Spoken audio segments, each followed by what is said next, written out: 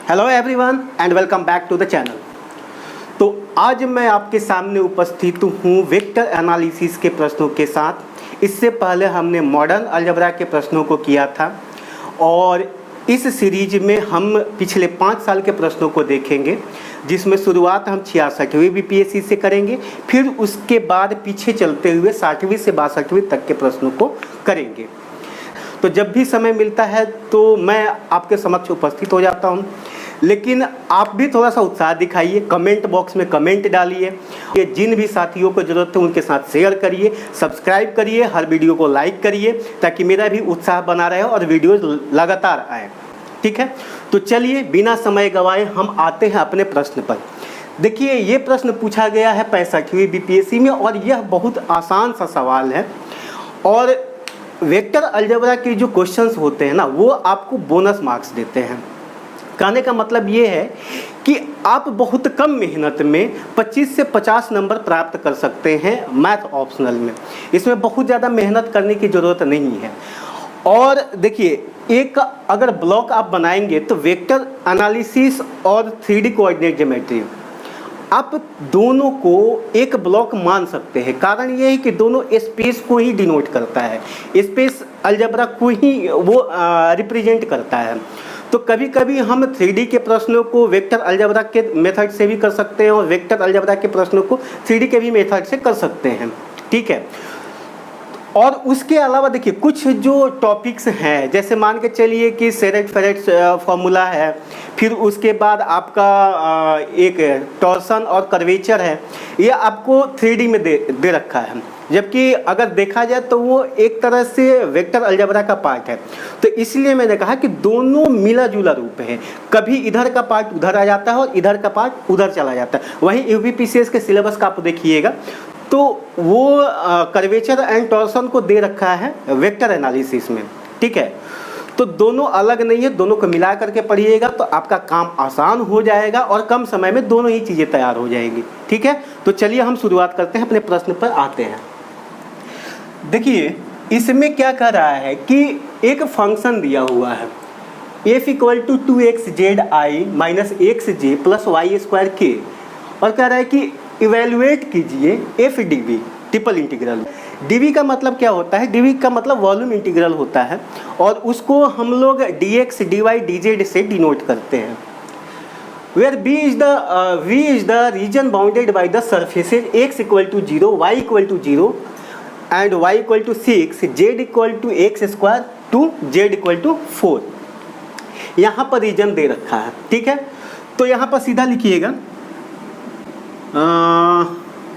Since dv = dx, dy, dz।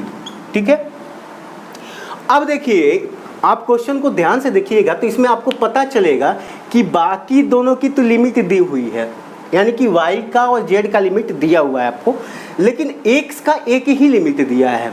तो हमें यहाँ से x का एक लिमिट मतलब निकालना है। तो कैसे निकालेंगे? देखिए, दिया हुआ है सिंस z = x², और यह कहाँ से कहाँ तक है? 4 तक, यानी कि x की एक लिमिट 0 दिया हुआ है और एक कह रहा है कि z = 4 तक जा रहा है, यानी कि x² = 4 तक जा रहा है। यानी कि यहाँ से हमें x = क्या मिल जाएगा? ±2। अब हमारे पास यहाँ पर समस्या आ गया है। क्या समस्या आ गया कि हम x की लिमिट, एक तो दिया हुआ है हमारे पास 0, दूसरा लिमिट क्या लें? -2 लें कि 2 लें? अब देखिए यहाँ पर प्रश्नों को ध्यान से देखिएगा, यहाँ पर लिमिट क्या दिया हुआ है? z = x² से z = 4 तक दिया हुआ है।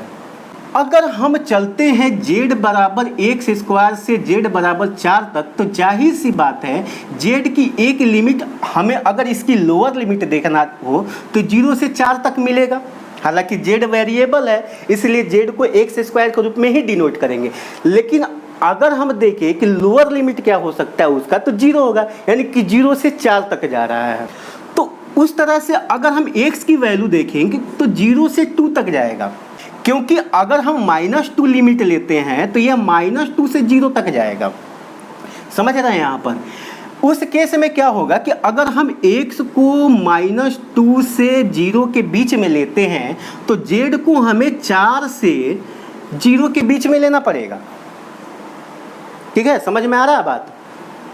चलिए, तो अगर इतनी बात समझ में आ गया, देखिए मैं आपको थोड़ा सा एक फिगर बना करके दिखा देता हूँ।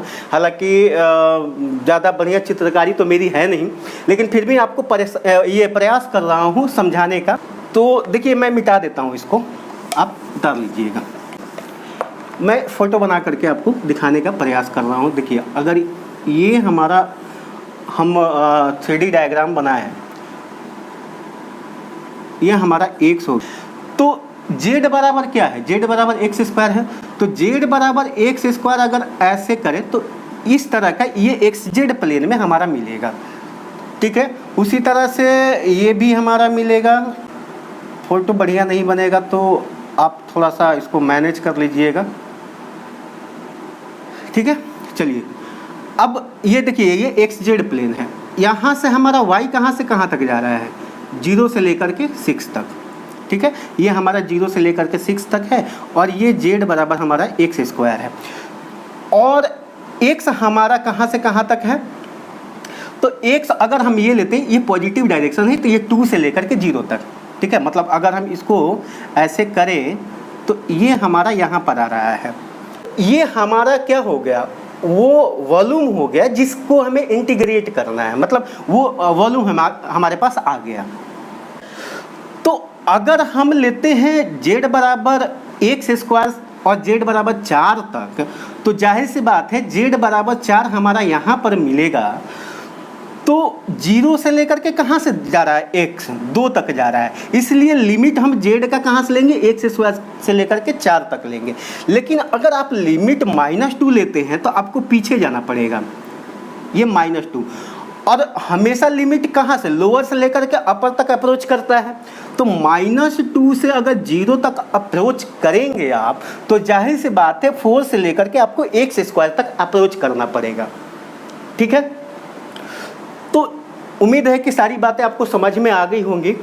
अब हम आते हैं अपने प्रश्न पर। अब देखिए अगर इस तरह का प्रश्न दिया हुआ है तो आपको सीधा समझना है कि z बराबर एक्स स्क्वायर से लेकर के z बराबर 4 तक ही हमारा लिमिट है।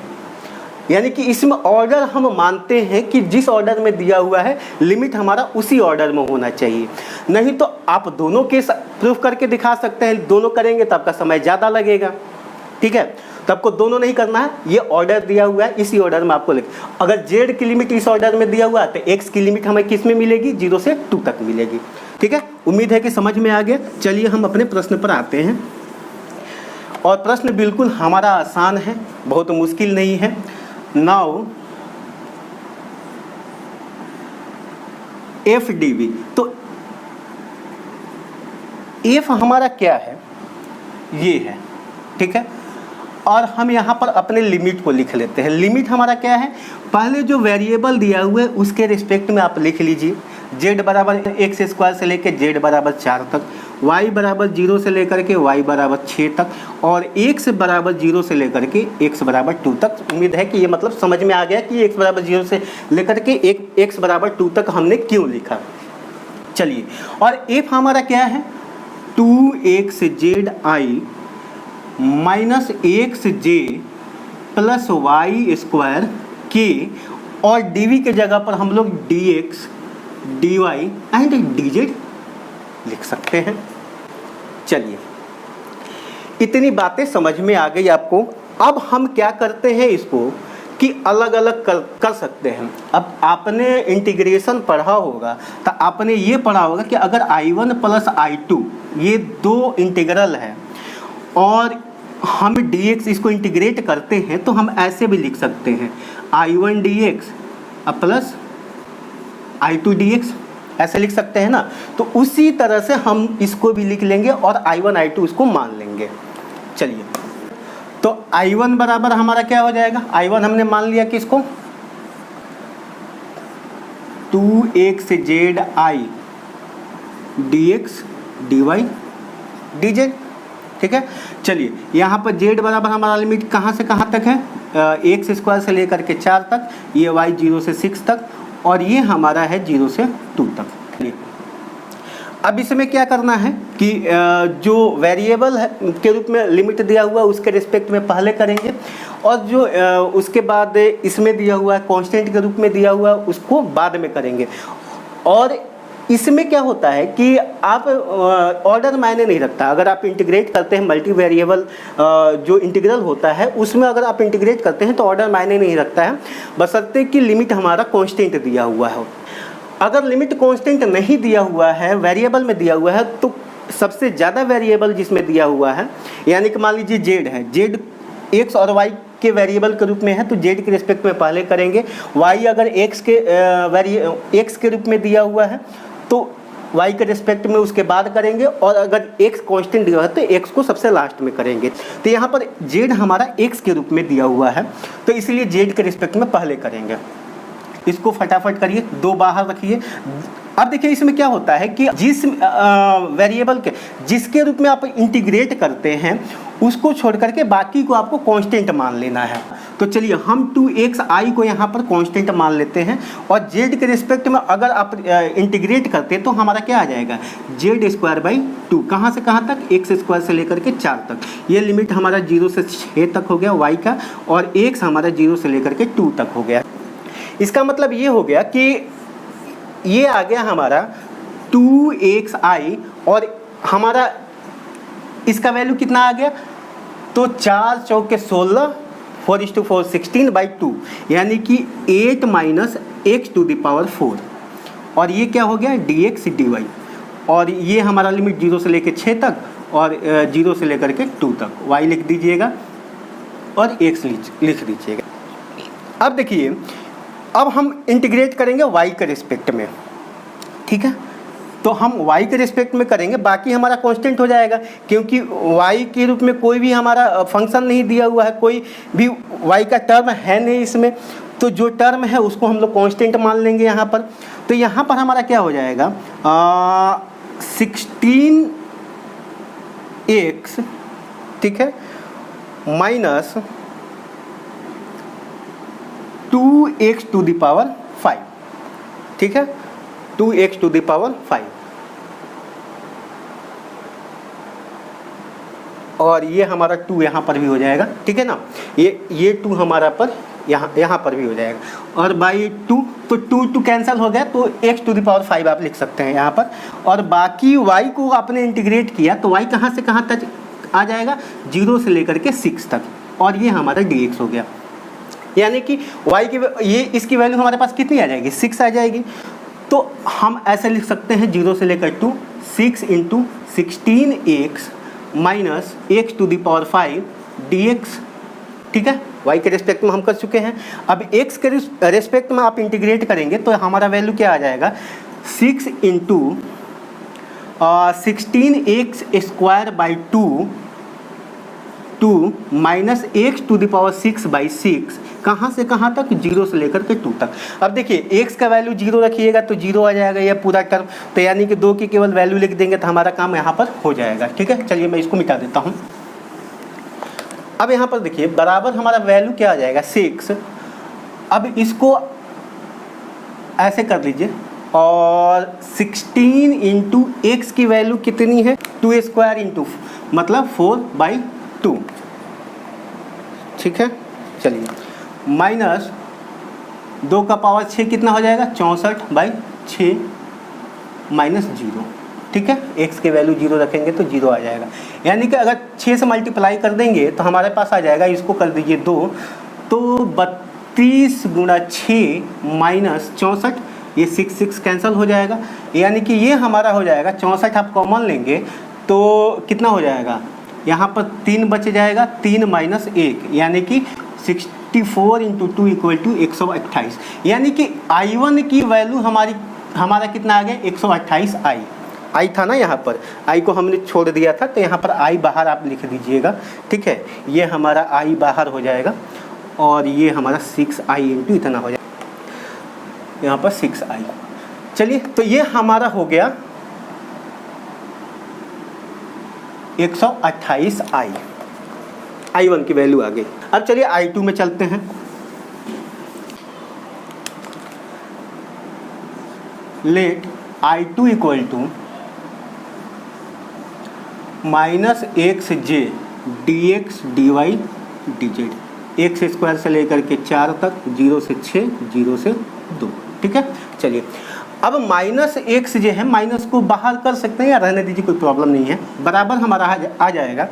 एक्स जेड के रूप में पहले इंटीग्रेट करेंगे तो जेड का कोई टर्म है नहीं यहाँ पर, इसलिए क्या होगा, केवल जेड आ जाएगा, यानी कि माइनस एक्स जे और डी जेड को हमने इंटीग्रेट किया तो ये हमारा जेड आ गया कहाँ से कहाँ तक, एक्स स्क्वायर से लेकर के 4 तक, और ये हमारा क्या हो गया, डी एक्स डी वाई आ गया। ये हमारा 0 से 6 तक, 0 से 2 तक। चलिए आगे बढ़ते हैं। तो ये हमारा हो गया माइनस एक्स जे और 4 माइनस एक्स स्क्वायर, ये हमारा 4 minus x square d x d y equal to, अब इसको हम ऐसे लिख सकते हैं एक्स क्यूब माइनस 4x, ये हो जाएगा, माइनस एक्स अंदर जाएगा तो, और जे यहाँ पर बाहर रखिए, और d x d y limit यहाँ पर लिखते जाइएगा 0 से 6 और 0 से 2। अब y के रेस्पेक्ट में करिए तो y चूँकि यहाँ पर कोई टर्म है नहीं तो सीधा सीधा y का वैल्यू 6 लिख सकते हैं यहाँ पर, लेकिन आप इंटीग्रेट कर दीजिए। ठीक है, एक्स क्यूब माइनस 4x, और यहाँ पर y हमारा आ जाएगा कहाँ से कहाँ तक, 0 से 6 तक, और एक हमारा लिमिट बच गया dx, ये 0 से लेकर 2 तक हमें इंटीग्रेट करना है। अब इसका वैल्यू कितना आ जाएगा, 0 से 2। ठीक है, जे है यहाँ पर, सॉरी यहाँ पर जे लिखिएगा, जे है ये हमारा, जे को बाहर कर दीजिए, ये हमारा आ गया 6 into x cube minus 4x dx। फटाफट अब x के रिस्पेक्ट में इंटीग्रेट करिए, क्या आ जाएगा, 6j, और ये हमारा आ जाएगा x to the power 4/4 minus 4x square by 2, और लिमिट हमारा कहाँ से कहाँ तक होगा, 0 से लेकर के 2 तक। चलिए मिटाइए इसको। अब ये हमारा आ गया 6j, और x की जगह पर 2 रखिएगा तो 2 का पावर 4, 16/4 मतलब 4, माइनस 2 के जगह पर रखिएगा तो 16/2 8 हो जाएगा, 4 माइनस 8, और ये हमारा हो गया 0। तो ये हमारा क्या आ गया, 6 इंटू 6 माइनस 4 यानी कि माइनस 24j, यानी कि I2 की वैल्यू हमारा क्या आ गया यहाँ पर, माइनस 24j। अब I3 की वैल्यू निकालते हैं, क्या होता है, I3 बराबर हमारा क्या हो गया, वाई स्क्वायर के d x d y d z. ठीक है, एक्स स्क्वायर से लेकर 4 तक, 0 से 6 तक, 0 से 2 तक, ये y हो गया और ये x हो गया। इसका मतलब ये हो गया कि हम पहले z के रिस्पेक्ट में करेंगे तो z हमारा यहाँ पर क्या है, कोई भी टर्म नहीं है, तो dz को इंटीग्रेट करेंगे तो z आएगा, तो यानी कि वाई स्क्वायर के टू z कहाँ से कहाँ तक, एक्स स्क्वायर से लेके 4 तक, डी एक्स डी वाई आ गया हमारा। यहाँ पर लिमिट लिख देंगे 0 से 6 और x बराबर 0 से लेकर के 2 तक। अब हम आते हैं यहाँ पर, आप इसको इंटीग्रेट करेंगे तो ये वाई स्क्वायर के इंटू 4 माइनस एक्स स्क्वायर आ जाएगा। ठीक है, डी एक्स डी वाई। अच्छा देखिए, अब हम करेंगे y के रिस्पेक्ट में, तो y का कोई टर्म है नहीं, सॉरी है यहाँ पर, और ये इसमें एक y का टर्म इसमें नहीं है, तो y का टर्म नहीं है तो इसको हम लोग क्या मान लेंगे, कांस्टेंट मान लेंगे। तो वाई स्क्वायर को y के रिस्पेक्ट में आप अगर इंटीग्रेट करते हैं तो 0 से लेकर के 2 तक, और k को आप बाहर रख दीजिए, और ये हो जाएगा 4 minus x square into y cube by 3, कहाँ से कहाँ तक, 0 से लेकर के 6 तक। ठीक है, चलिए अब ये हमारा आ गया 0 से लेकर के 2 तक, कि हमारा बाहर है 4 माइनस एक्स स्क्वायर कितना 6 का पावर 3 माइनस इंटू 3, ये हमारा आएगा। कारण ये है कि y की जगह पर 0 रखेंगे तो 0 आ जाएगा। तो 6 to the power 3/3 equal to क्या हो जाएगा 72, यानी कि 72 के 0 से लेके 2 तक 4 minus x square d x. अब इसको करेंगे तो 72 के और 4x minus x cube by 3, और कहाँ से कहाँ तक ये जा रहा है 0 से लेकर के 2 तक। चलिए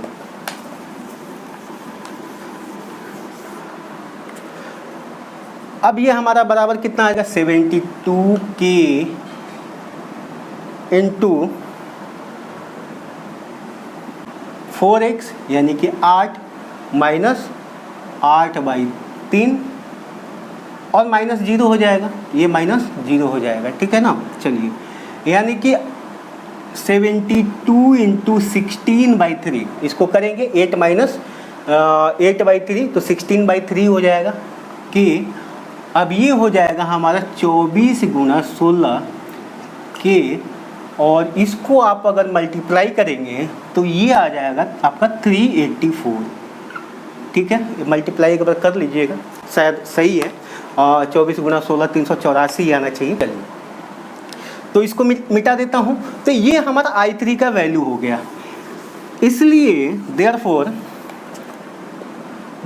I इक्वल टू हमारा आ गया I1 plus I2 plus I3 equal to 128I minus 24J plus 384K। तो ये हमारा हो गया आंसर, ठीक है। तो देखिए क्वेश्चन आसान था, थोड़ा सा कैलकुलेशन था इसमें, तो इसमें आप अगर कैलकुलेशन मैनेज कर लेते हैं तो मुश्किल से 10-15 मिनट में आपका एक सवाल हो जाता है। तो चलिए मिलते हैं अगले वीडियो में, तब तक के लिए अपना ख्याल रखिए।